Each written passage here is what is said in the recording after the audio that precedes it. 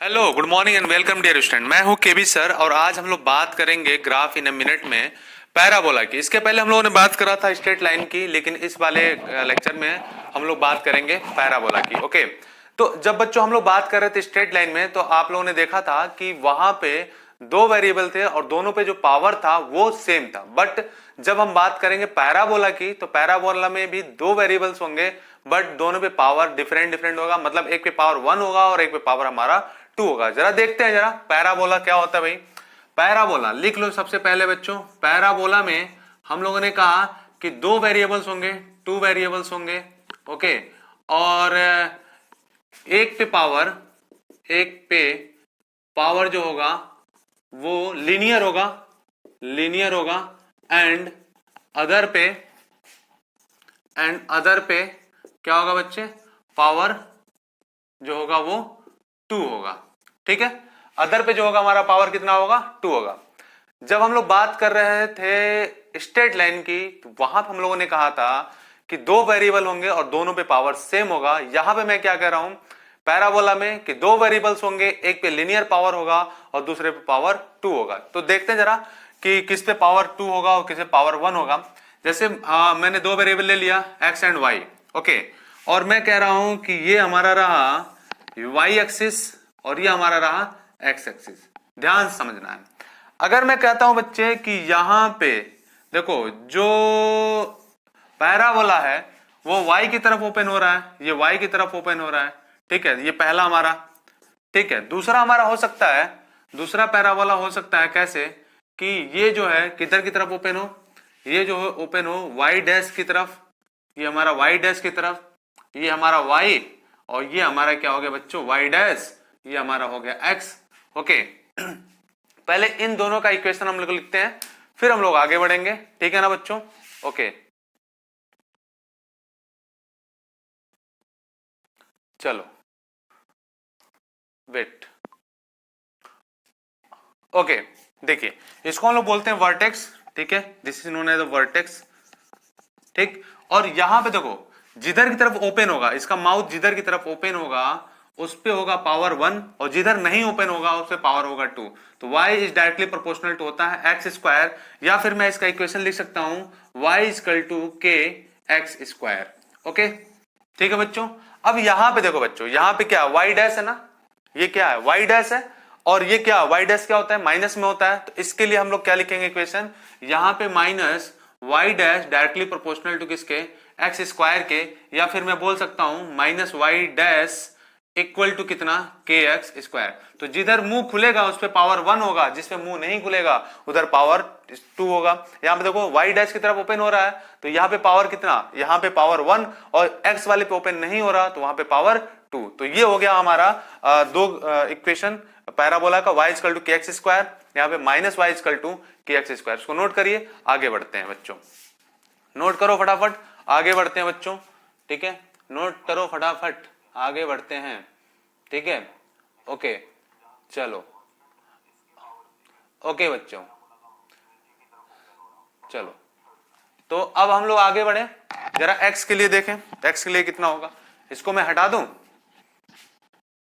Okay, तो ये हम लोगों ने देखा कि जब हमारा पैराबोला का मुंह y पे खुलेगा तो y dash y equal to कितना हो जाएगा, के एक्स स्क्वायर। जब माइनस y की तरफ खुलेगा तो कितना हो जाएगा, minus Y dash equal to k x square. मतलब जिधर पैराबोला का मुंह ओपन होगा उस पे पावर 1 होगा, जिस पे नहीं ओपन हो रहा है उस पे पावर हमारा कितना होगा, 2 होगा। तो चलो देखते हैं बच्चों।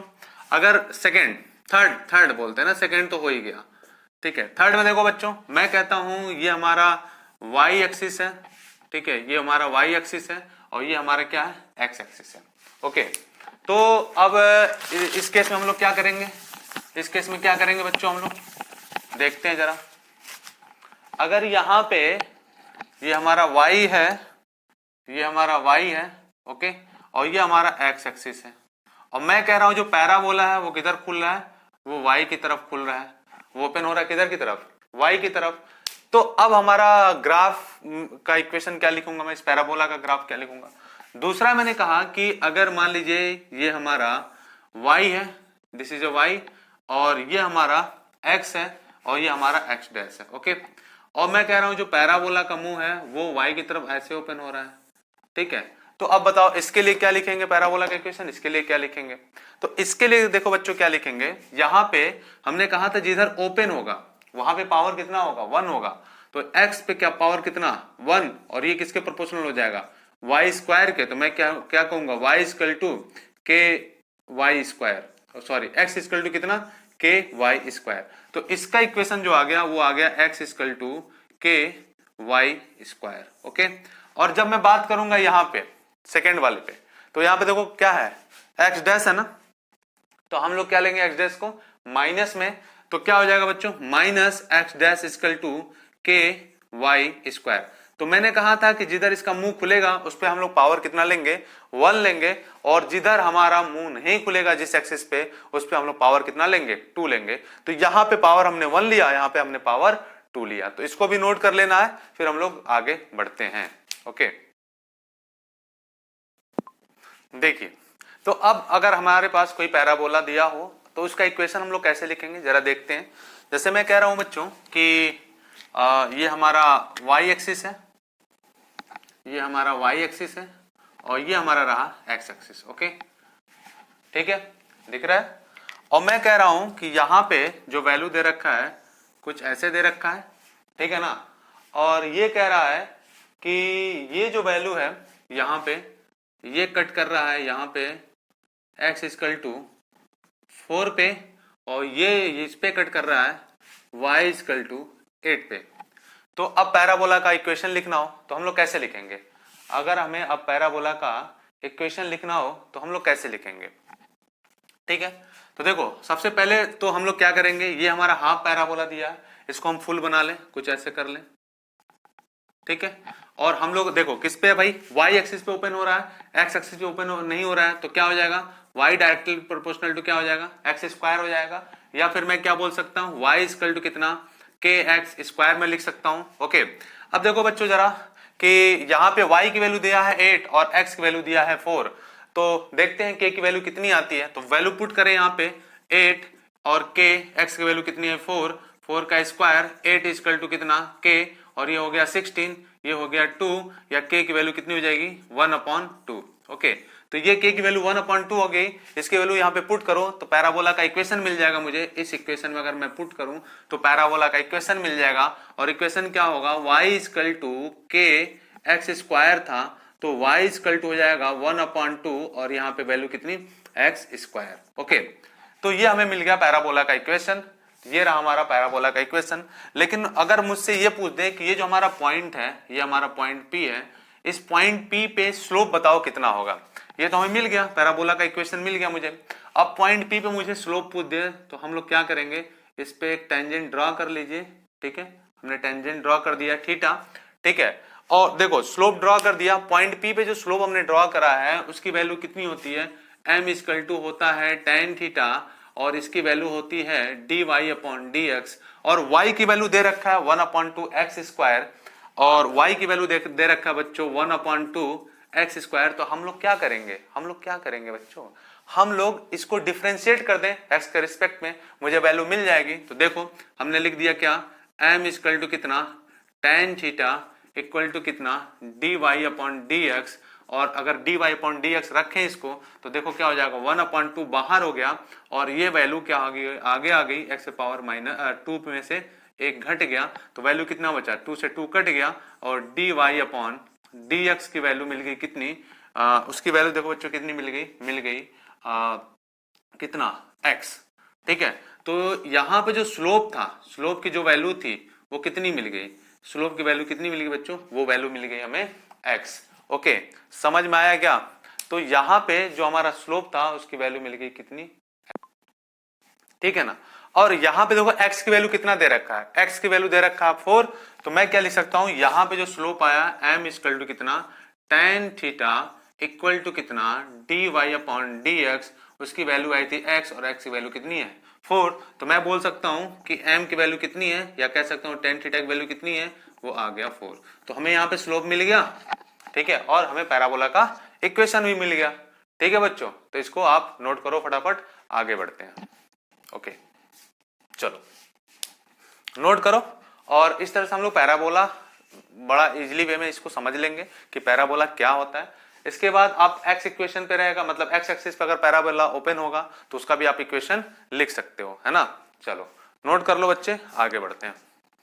और ये तो था हमारा स्टैंडर्ड पैराबोला। अब हम लोग बात करें कि नॉन स्टैंडर्ड पैराबोला क्या होता है। जरा इसको मैं हटा देता हूं, ठीक है। नोट तो कर ही लिए होगे मेरे ख्याल से।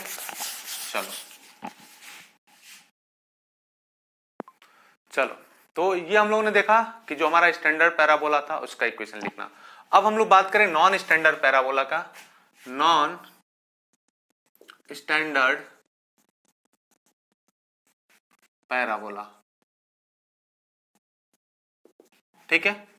ये तो हम लोगों ने देखा स्टैंडर्ड का। नॉन स्टैंडर्ड का जरा देखें, उसमें क्या होगा बच्चों, ये हमारा y है और ये हमारा x है। तो उसमें क्या था, जो पैराबोला था ये y एक्सिस पे ओपन हो रहा था, वहां पे ये y एक्सिस पे नहीं ओपन होगा बल्कि ऐसे कुछ ओपन होगा, ठीक है ना। ठीक है बच्चों, तो अब हमें लिखना होगा इसका इक्वेशन। तो कैसे लिखेंगे, अब अगर मुझे इसका इक्वेशन लिखना हो तो हम लोग कैसे लिखेंगे। या फिर ऐसा हो सकता है कि ये रहा हमारा y एक्सिस, ठीक है, और ये हमारा रहा x एक्सिस और पैराबोला कुछ ऐसे है, ठीक है। इन दोनों केसेस में इसका जो इक्वेशन लिखेंगे वो देखते हैं कैसे लिखेंगे। यहां पे देखो बच्चे, जिधर ओपन हो रहा है, जिस एक्सिस पे ओपन हो रहा है उस पे हमारा पावर जो होगा वो कितना होगा, 1 होगा। और बाकी पे देखो क्या, ax square plus bx plus c होगा, ठीक है ना। इसका इक्वेशन हम लोग नॉन स्टैंडर्ड पैराबोला का इक्वेशन हम लोग ऐसे लिखते हैं। यहां पे हम लोग क्या लिखेंगे, ओपन किधर हो रहा है, एक्स एक्सिस पे, तो हम लोग क्या लिखेंगे, x डैश इक्वल टू कितना, a y square plus B Y plus C, ठीक है। तो ये जब हमारा x एक्सिस पे ओपन होगा तो उस पे हमारा पावर 1 और इक्वेशन कितना हो जाएगा, a Y square plus B Y plus C. और जब हमारा ओपन होगा किस पे, y एक्सिस पे, तो y डैश इक्वल टू चाहे y1 पे power 1 equal to X square plus B X plus C. तो ये हमारा हो गया नॉन स्टैंडर्ड पैराबोला, ठीक है। इसको नोट करो, फिर हम लोग आगे बढ़ते हैं बच्चों। चलिए अब एक और ग्राफ की बात करते हैं हम लोग, रेक्टेंगुलर हाइपरबोला की, ठीक है, जो सबसे ज्यादा यूज होता है हमारे फिजिक्स में, रेक्टेंगुलर हाइपरबोला। जरा समझते हैं इसमें क्या होता है बच्चे, जो x होता है वो इनवर्सली प्रोपोर्शनल होता है y के, ठीक है। या फिर में हम लोग बोल सकते हैं y जो होगा वो इनवर्सली प्रोपोर्शनल होगा 1/x के। या फिर मैं क्या बोल सकता हूं, मैं बोल सकता हूं कि जो एक्स वाई होगा उसकी वैल्यू जो होगी हमारी कांस्टेंट होगी, ठीक है ना। मैं बोल सकता हूं एक्स वाई की जो वैल्यू होगी वो कांस्टेंट होगी। अच्छा देखो यहां पे क्या बच्चे, जब हम एक्स की वैल्यू, अगर वाई की वैल्यू 0 रखेंगे तो एक्स की वैल्यू इन्फिनिटी मिलेगी, और अगर हम एक्स की वैल्यू 0 रखेंगे तो वाई की वैल्यू हमें क्या मिलेगी, इन्फिनिटी मिलेगी। तो हम लोग क्या करते हैं, इसका जो ग्राफ ड्रॉ करते हैं बच्चों, देखो जरा, ये हमारा रहा वाई एक्सिस और ये हमारा रहा एक्स एक्सिस। तो इसका जो ग्राफ होता है कुछ ऐसे होता है, ये y एक्सिस के पैरेलल और यहाँ पे x एक्सिस के पैरेलल। आप देख भी रहे हो कि अगर यहाँ पे y की वैल्यू हम लोग 0 रखें तो x की वैल्यू हमें क्या मिलती है, इंफिनिटी मिलेगी। और अगर हम y की वैल्यू x की वैल्यू 0 रखें तो y की वैल्यू हमें क्या मिलेगी, इन्फिनिटी मिलेगी।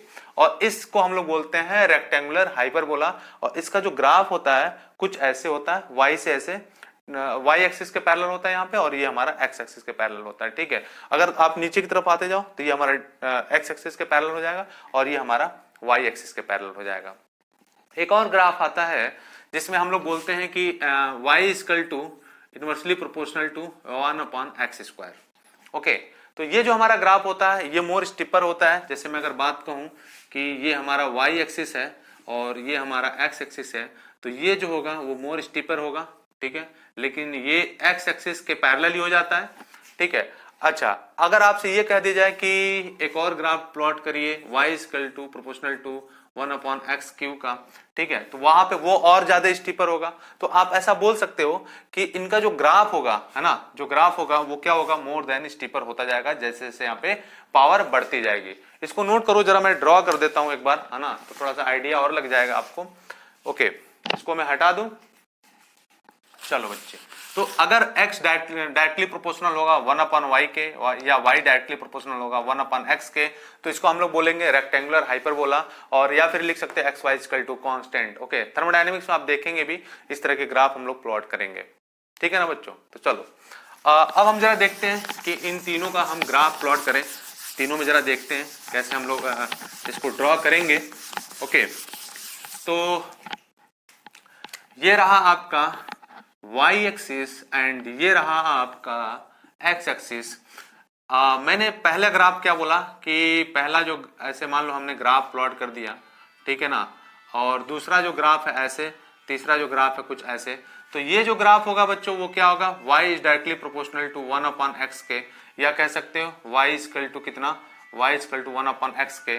और ये जो होगा वो किसका होगा, y is directly proportional to 1/x square के, या y is equal to 1/x square. और ये जो होगा वो ग्राफ किसका होगा, y is equal to 1/x cube. मतलब जैसे जैसे पावर बढ़ता जाएगा ग्राफ वैसे वैसे ही थोड़ा स्टीपर होता चला जाएगा। तो ये हम लोगों ने देखा रेक्टेंगुलर हाइपरबोला। फिर आज हम लोगों ने देखा किसका, आज हम लोगों ने देखा कि पैराबोला का ग्राफ क्या होता है, जिधर ओपन होगा उस पे पावर 1 होगा, जिधर ओपन नहीं होगा उस पे पावर 2 होगा। ठीक है, तो आज हम लोगों ने पैराबोला देखा, आज हम लोगों ने रेक्टेंगुलर हाइपरबोला देखा। तो बच्चों रेक्टेंगुलर हाइपरबोला एंड पैराबोला इन दोनों के ग्राफ आज हम लोग ग्राफ इन अ मिनट में देखे हैं। फिर हम लोग बात करेंगे कि trigonometry in a minute, differentiation in a minute, calculus की पूरी बातें हम लोग करेंगे। ठीक है, अगर बच्चों फर्स्ट टाइम इस चैनल पे आए हो तो प्लीज इसको लाइक करो, शेयर करो और सब्सक्राइब करो। Thank you.